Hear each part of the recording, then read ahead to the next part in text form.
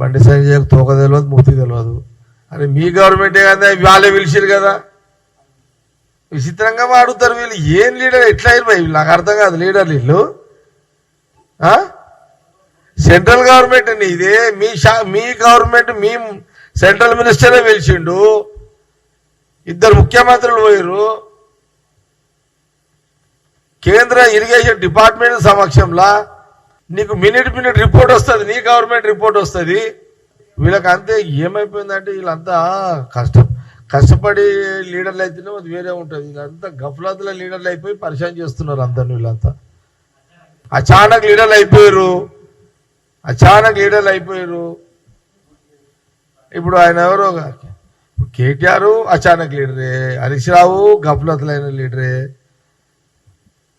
బండి సంజయ్ ఎట్లా వచ్చాడో తెలియదు. నేను ఎందుకంటున్నానంటే నేను 19 ఏళ్ళ కౌన్సిలర్ అయిన పైన నేను అందుకంటున్నా. 19 years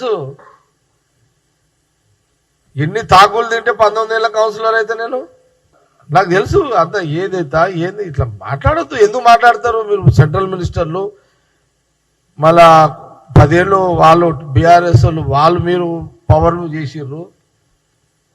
మీ విమర్శకు కూడా కొంత వాల్యూస్ పెట్టుకోండి. మీ విమర్శలకు కొంత విలువతో కూడుకునే విమర్శలు చేయండి. హోందాగా విమర్శలు చేయండి.